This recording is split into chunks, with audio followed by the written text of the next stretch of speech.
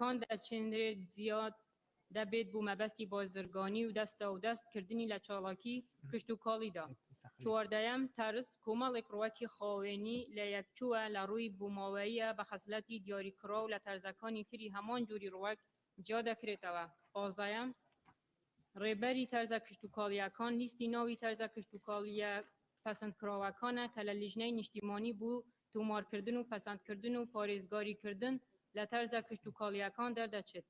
شازدەیەم ئێستا ڕێکخراوێکی سەربەخۆی قازانج نەویستە تایبەتە بە بواری کشت و کاڵی و گرنگی دەدات بە بەرە و پێشبردننی بواری بنەتوو ساڵانە پەیرە و ڕێنمایی نوێ لەم بوارەدا دەردەکات. حەڤدەیەم کۆمپانیای دامەزرا بە پێی یاسا بەرکارەکان و پێویستە ئەمولەتی بەرهەمهێنانی بنەتوو یان هاوردەکردنی یان هەردووکیانی هەبێت. هەژدەیەم لیژنەی باڵا لیژنەیەکی تایبەتە بە تومارکردن و پەسەندکردن و پارێزگاریکردن لە تەرزە کشت و کاڵیە پەسەندکراوە لە عێراق و هەرێمی کوردستان کە بارەگاکەی لە هەولێرە. سپاس. ئەگەر لیژنە بەپێی پرۆتۆکۆل دانیشن کاکشوان ڕۆژانخانیان لەگەڵ حادسە فەنجیەکانتان بگۆڕنەوە باشترە وەکو سەرۆکایەتی لیژنەکان. بەڵێ بەڕێزان بۆ گفتوگۆکردن لەسەر ئەم مادەیە هەر بەڕێزێک ئەوێت ناوی خۆی تۆمارکە بۆ گفتوگۆکردن با بفەرمێت ناوەکان بنووسن.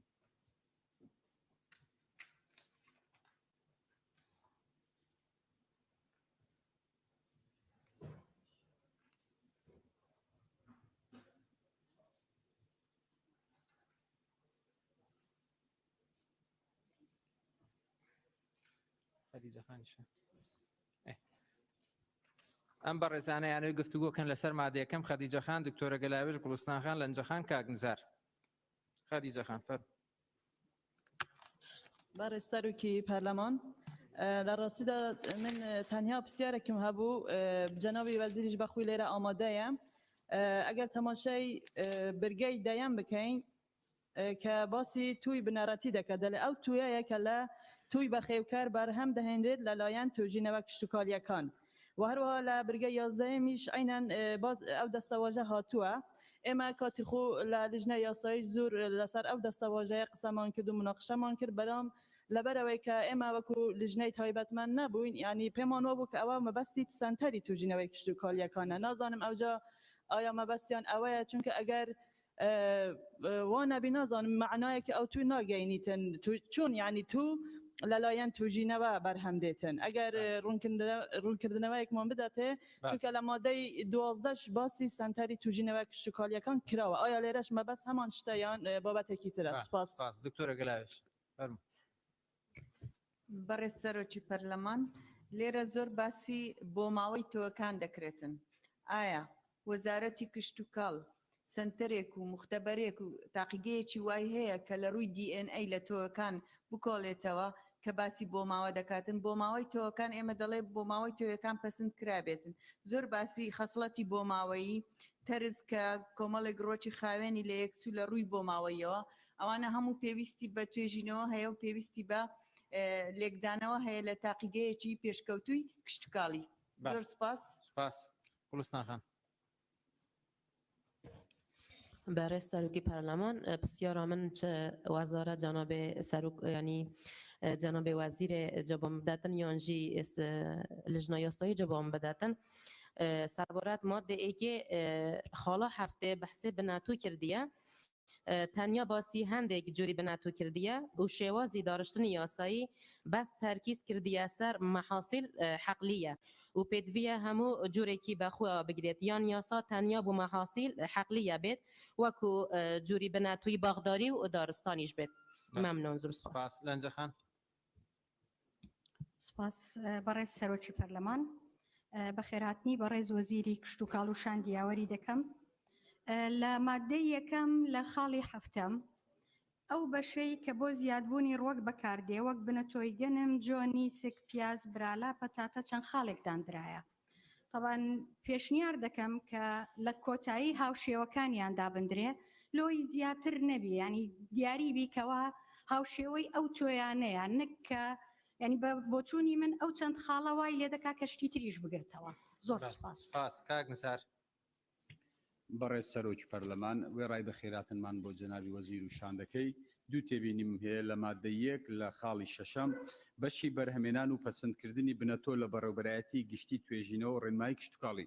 ئایا ئەو بەڕێوەبەرایەتیە لەکوێ دەبێت سنتەرەکەی چونکە بەهۆی فراوانی پارێزگاکانی کوردستان ئەو بەڕێوەبەرایەتە لەکوێ دەبێت لە سنتەری پارێزگار دەبێت یاخود لە شوێنەکانی تر دەبێت لە خاڵی دووەمیش لە حوتەم بنەتۆ ئو بەشەیە کە بۆ زیادبوونی ڕۆک بەکاردێ وەک بنەتۆی گەن و جۆ و میسک و براڵە و پەتاتە و ئیلاخیری پێمان باشە ئەو ناوانە ئیلاخیری ئەو ناوانەش ئیزافە بکرێن بنەتۆیەکان چوسی تر لەم یاسایە جێگای دەبێتەوە زۆر سپاس کاک شێخ زاهیر فەرموو بەڕێ سەرۆکی پەرلەمان وڵات تێبینەکەی من لەسەر ئەوەیە یازدەم و چواردەیەم لە یازدەم باسی تەرز دەکا لە چواردەمش باسی پێناسەی تەرز دەکا وا باشە پێناسەکان لە پێشووتر بکرێت لە ئەوی زاراوەکە مەفهوم بیت و زۆر سپاس بەڕێ جەنابی وەزیر ئەگەر ڕاوسەرنجێکتەیە فەرموو بەڕێ سەرۆکی پەرلەمان زۆر سوپاس دەمەوێت لە سەرەتادا وەڵامی پەرلەمانتارانی بەڕێز بدەمەوە خاڵی یەکەم باس لە توێژینەوە کشت و کاڵیەکان دەکا طبعاً ئێمە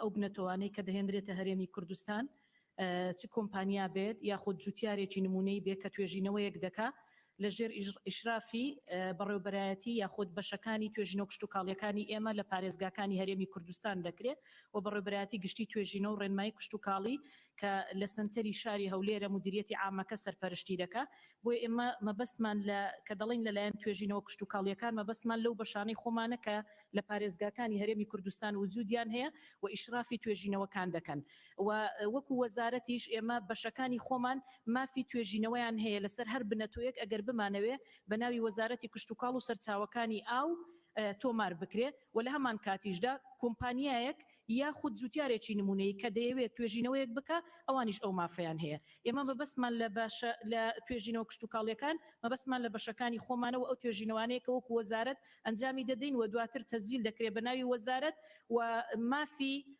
بڵێن پەسەندکردنەکە بۆ خودی وەزارەت و حکوومەت دەبێت کە سەرپەرشتی دەکات لە خاڵی دووەم بەڕێز دکتۆرە گەلاوێژ باسی تاقیگەی بۆ ماوەی کرد بەڵێ ئێمە هەموو ئەو تاقیگانەی کە پەیوەستن بە ئەو لیژنە باڵایی کە سەلاحیەتی هەیە لە تۆمارکردن و پەسەندکردن و بڵێن توێژینەوە لەسەر جۆری بنەتەوەکان دادەمەزرێنین لە وەسەنتەرەکەشیان لە پایتەختی هەرێمی کوردستان دەبێت خاڵی سێهەم لەسەر بابەتی جۆرەکانی بنەتۆ طبعاً ئێمە لە خاڵی حوتەم باسی بنەتۆمان کردووە منیش پشگیری ئەو خاتونە دەکەم کە ئیزافەیەکی بۆ کردین کە دەڵێ هاوشێوەکانیان دابنرێت چونکە ئێمە تەنها مەبەستمان لە جۆری ئەو بنەتۆیانە نییە کە لێرە ئاماژەمان پێداوە بەڵکو هەردوو جۆرەکەیەتی بەوانش کە لە بواری باخداریشدا بەکاردەهێنرێن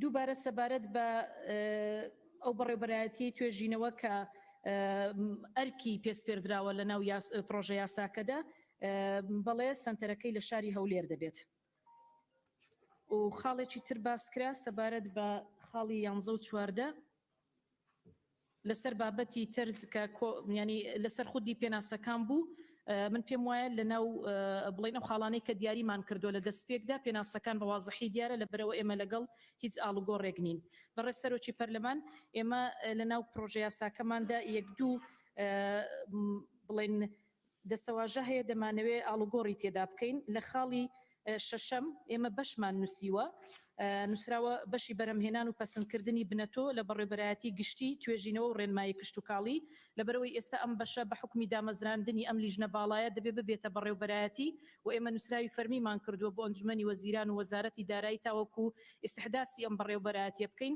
بۆیە داوا دەکەین کە هەم بەڕێزان لە لیژنەی یاسایی هاوکارمان بن هەم ئەندامانی پەرلەمان ئێمە خاڵی شەشەم پێناسەی بەش دەگۆڕین بە بەڕێوەبەرایەتی ینی بەڕێوەبەرایەتی بەس بەشەکە دەکەینە بەڕێوەبەرایەتی پێشنیار دەکەین کە ئەم بابەتەمان بۆ چارەسەر بکەن خاڵێکی ترمان هەیە لە پێناسەی کامیان هەژدەهەم پێناسەی لیژنەی باڵامان هەیە کە دەڵێ لیژنەیەکی تایبەتە بە تۆمارکردن و پەسەندکردن و پارێزگاریکردن لە تەرزە کشت و کاڵیەکان لە عێراق و هەرێمی کوردستان ئێمە لەبەرەوەی کە ئێمە بڵێن عێراق خاوەنی دوو قانونی تایبەتمەندە بەخۆی بۆ ئەو پرۆژە یاسایی کە ئێمە پێشکەشی جەنابتانمان کردووە ئێمە هەردوو قانونەکەی عێراقمان کۆ کردوتەوە لە ناو یەک قانون بۆ هەرێمی کوردستان و ئەو لیژنە باڵایش کە دروست دەبێ لیژنەیەکی باڵایە لە دوو لیژنەی کە لە عێراق هەیە ئێستا لە عێراقدا دوو لیژنە هەیە یەکێکیان بە مەبەستی تۆمارکردن و پەسەندکردنی بنەتۆ و پارێزگاریکردنە لیژنەی دووەمیش بۆ پەرەپێدان و زیادکردن و دابەشکردنی بنەتۆیە و لەبەرەوەی ئێمە لیژنەکانمان دەمت کردووە لەگەڵ یەکتری لەناو ئەو قانونە ئێمە یەک لیژنەمان دەبێ کە هەردوو مەهامەکە جێبەجێ دەکات بۆیە پێشنیار دەکەین خاڵی هەژدەیەم پێناسەی لیژنەکە بەو شێوەیە ئەگەر بکرێت بە ڕێزان لە لیژنەی یاسایی و ئەندامانی پەرلەمانی کوردستان هاوکارمان بندا بڕێژرێتەوە لیژنەیەکی تایبەتە بە تۆمارکردن و پەسەندکردن و پارێزگاریکردن لە تەرزە کشت و کاڵیەکان و پەرەپێدان و زیادکردن و دابەشکردنی بنەتۆی گونجاو لە عێراق و هەرێمی کوردستان کە بارێگاکەی لە هەولێر دەبێت. زۆر سپاس. زۆر سپاس لیژنەی تایبەت ببورە جەنابی سەرۆکی پەرلەمان خاڵی 12 ئێمە لە تقری ینی لە راپۆرتی لیژنەی یاسایی ئاماژەی پێدراوە تۆوی پەسەندکرا و نووسراوە دەمانەوێت ئەو دەستەواژە مستەڵەحێکی علمیە بیگۆڕین بە تۆوی باوەڕپێکراو چونکە مستەڵەح علمیەکەی خۆی تۆوی باوەڕپێکراوە. زۆر سپاس. بەڵێ زۆر سپاس لیژنەی تایبەتمەند فەرموون لیژنەی یاسایی و لیژنەی کشت و کاڵ. کاک بژار. بەڕێز سەرۆکی پەرلەمان بەخێرهاتن جەنابی وەزیر دەکەم ئەو پێشنیارانەمان نووسی تێبینیەکانی وەزارەت چکە پرۆژەی وەزارەتی معنیە لە بەرچاو دەگیرن ئینشاءالله پێشنیارەی کاک شێخ زاهر پێشنیارێکی معقولە محتەمەلە جەنابی وەزیر کە جوابی دا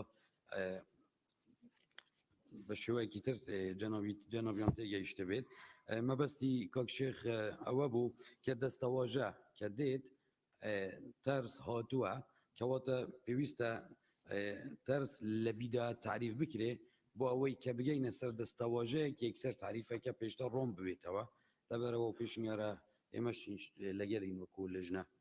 زۆر سپاس. بەڵێ کاک شوان ئەگەر ڕێیەکتانە وەکو لیژنەی کشت و کاڵ. کاک حاجی ئەگەر تێبینیتان نییە فەرم بچنە سەر بەشی دووەم بەرهەمهێنانی بنەتۆ و شەتڵ و ڕێکارەکانی مادەی 2. بەشی دووەم بەرهەمهێنانی بنەتۆ و شەتل و ڕێکارەکانی مادەی 2 بە پێی حکومەکانی ئەم یاسایە بەرهەمهێنانی بنەتۆ و شەتل و ڕێکارەکانی لە ڕێگای مۆڵەتی فەرمی دەبێت. بەڵێ بەڕێزان هەر بەڕێزێگەی گفتوگۆ لەسەر مادەی 2 کا با دەست بەرزکاتەوە کەس نییە. مادەی دوای ئەو مادەی 3 مادەی 3 مەرجەکانی بەدەستهێنانی مۆڵەتی فەرمی بەرهەمهێنانی بنەتۆ و شەتل و ڕێکارەکانی. یەکەم پێشکەشکردنی داواکاریەک بۆ بەش بە مەبەستی وەرگرتنی مۆڵەتی بەرهەمهێنانی بنەتۆ. دووەم داواکاریەک ئەمانەی خوارەوە لەخۆ دەگرێت. یەکەم ناونیشانی بەرهەمهێن. 2 شوێنی چێلگەکە. 3 جۆر و تەرز و پلەی بنەتۆ. خاڵی سێم پێشکەشکردنی بەڵگەنامەی خاوەندارێتی یان مافی هەلسوکەوت پێکردن یان بەکرێگرتنی زەویەکە. 4 پێویستە بەش هەڵبستێت بە بەرزکردنەوەی داواکاری کۆمپانیا بۆ بەڕێوەبەرایەتی گشتی بە مەبەستی پێدانی مۆڵەت. 5 پێویستە بەڕێوەبەرایەتی گشتی بڕیار بدات بە پەسەندکردنی یان پەسەند نەکردنی داواکاریەکە لە ماوەی 30 ڕۆژ لە ڕێکەوتی وەرگرتنی داواکاریەکە و لە ئەگەری وەڵام نەدانەوە لە ماوەی دیاریکراودا داواکاریەکە بە پەسەند نەکراو ئەژمار دەکرێت. 6 ئەگەر داواکاریەکە پەسەند نەکرا دەبێت